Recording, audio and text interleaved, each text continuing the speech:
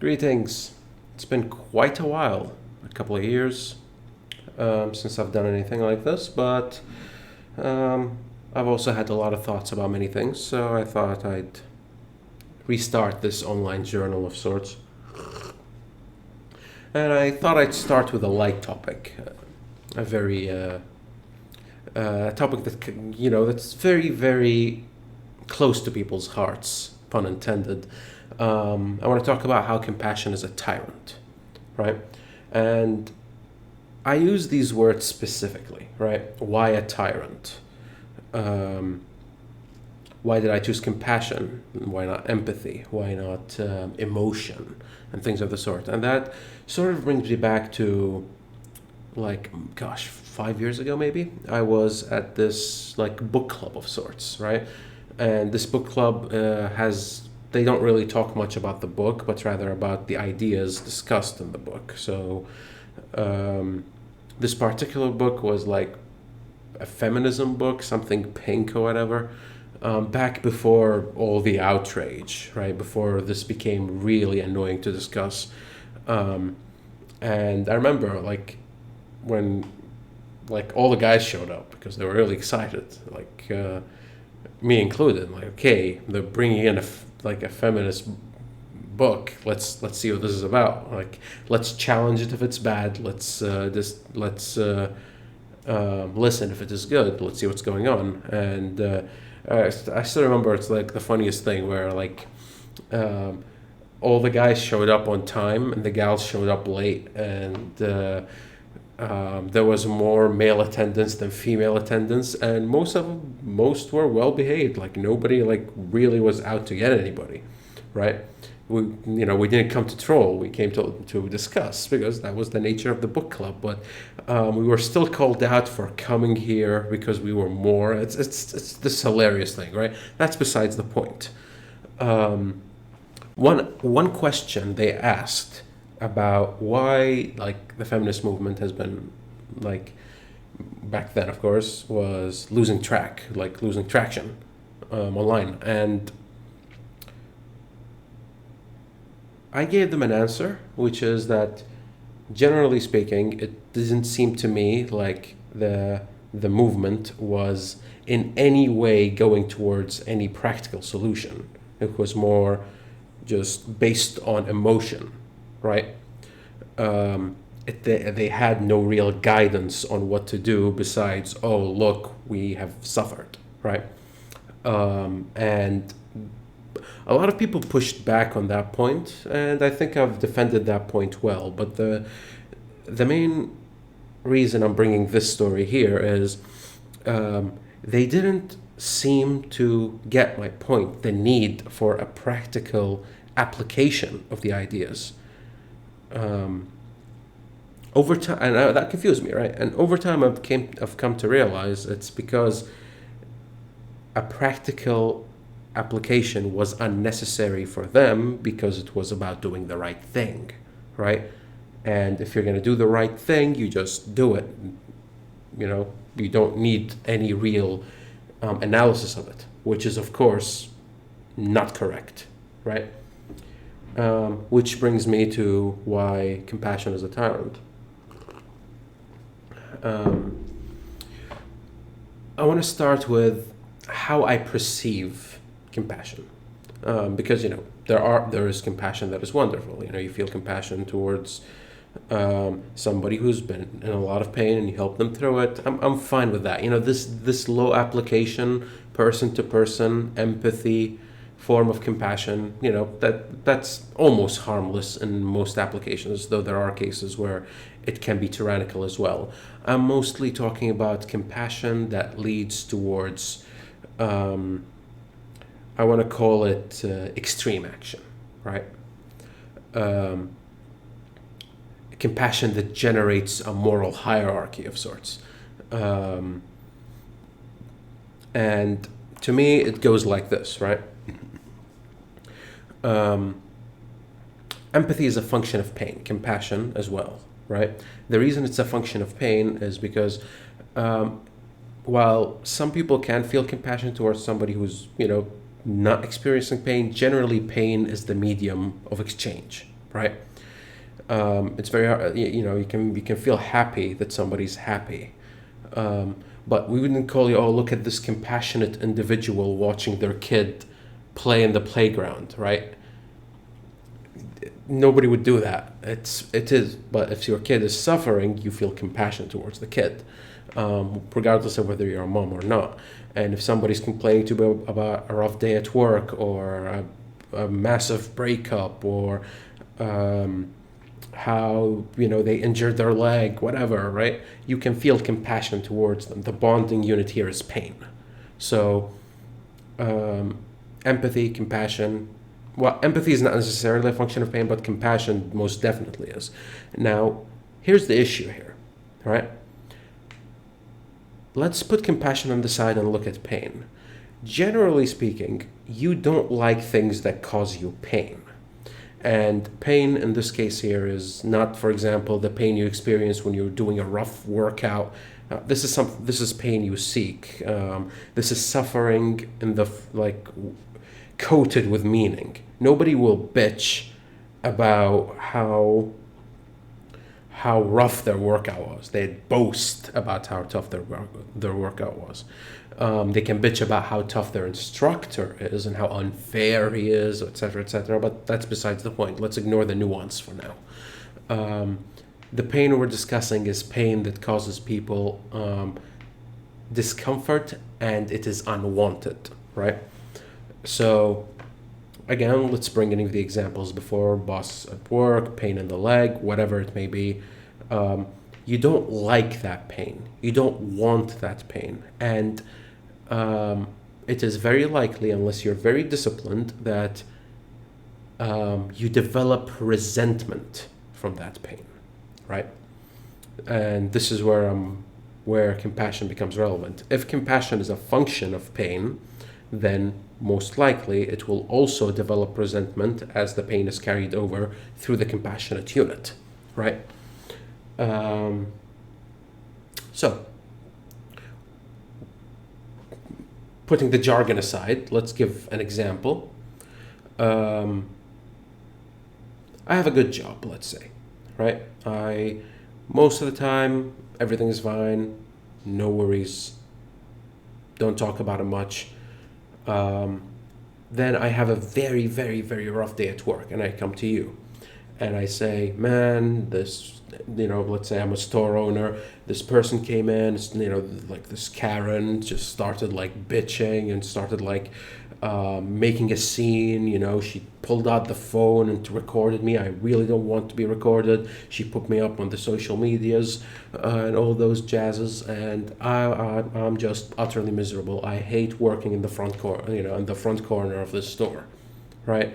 It causes me pain. I wish I was in the back rooms, or my boss then gave me a hard time. I wish he'd see my perspective, etc., etc., right?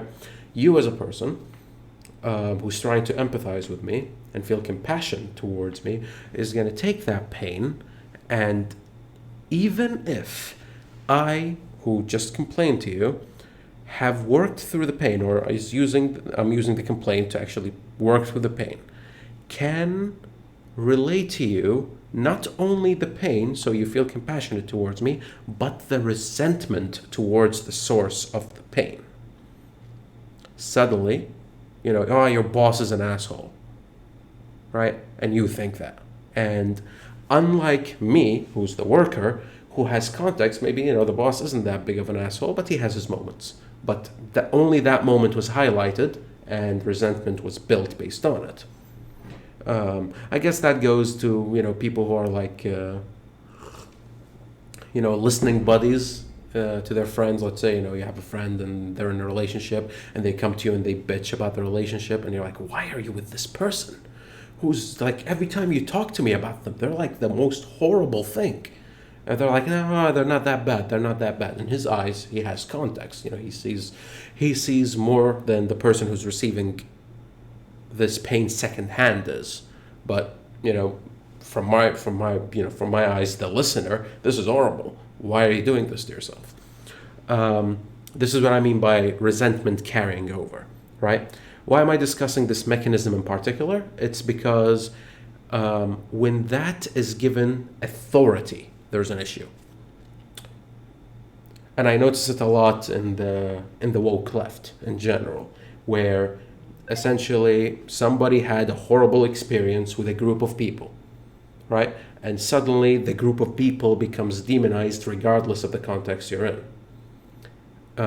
I guess the right does that as well, with let's say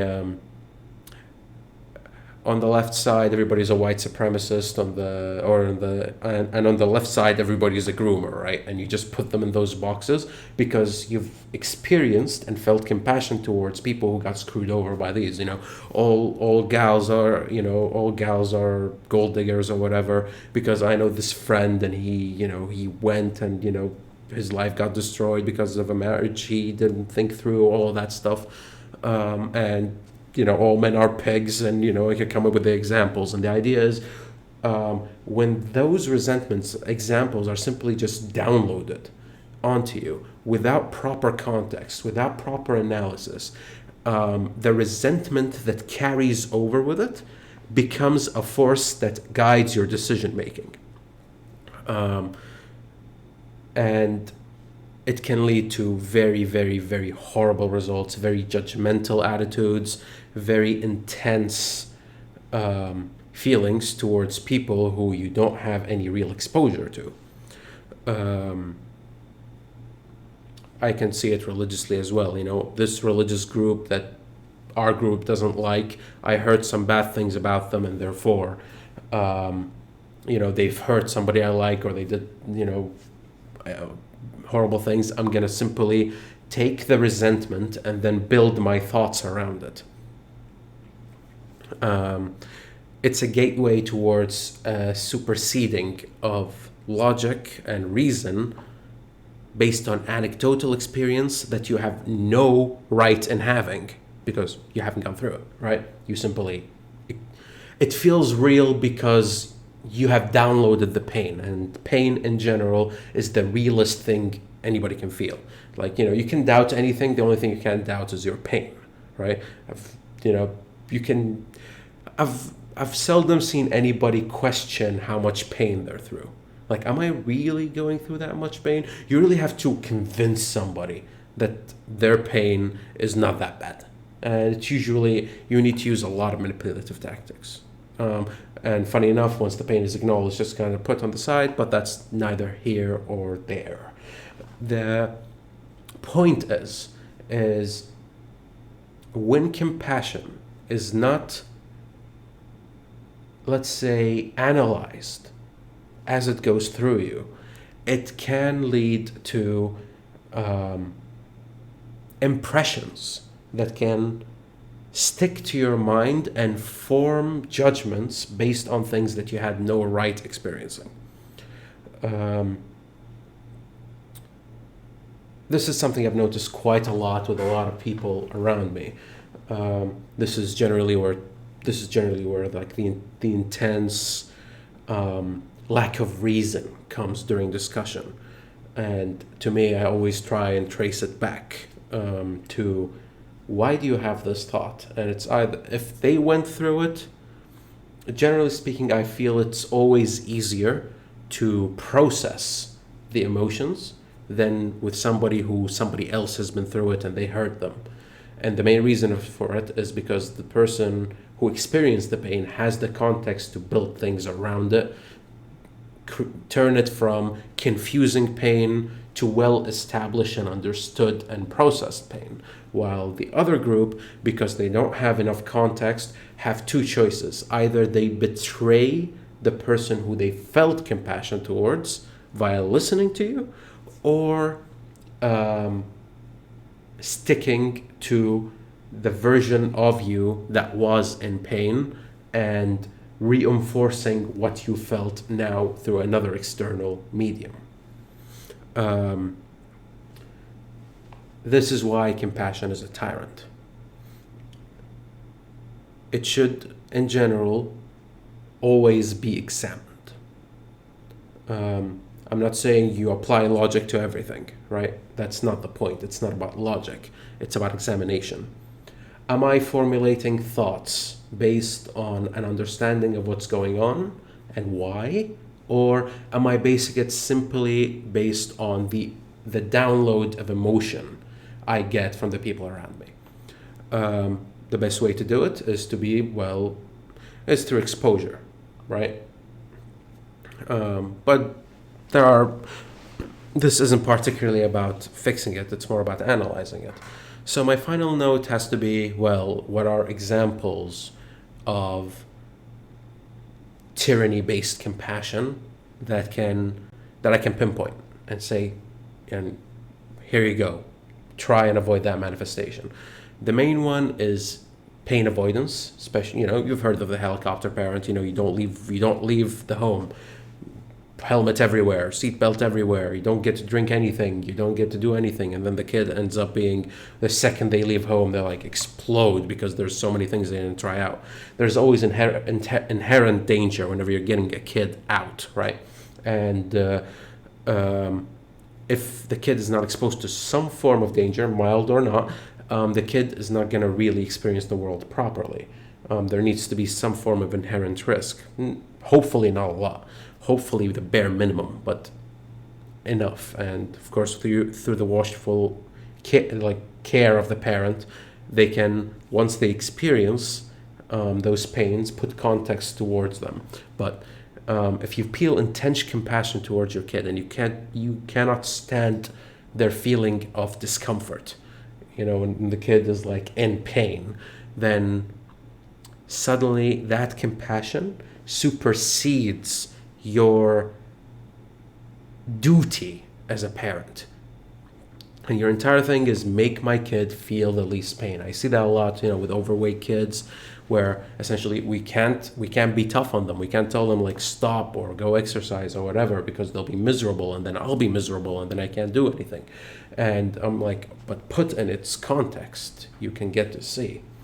That's one example. Of course, we've discussed how stories on either side of the political aisle can transform people with an intense hatred towards the other, the enemy, or whatever, formulating it just based on just compassion towards the people who have suffered under the ire of the enemy, right?